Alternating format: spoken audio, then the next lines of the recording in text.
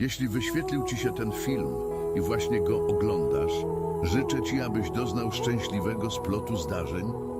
Niech dzieje się magia w Twoim życiu.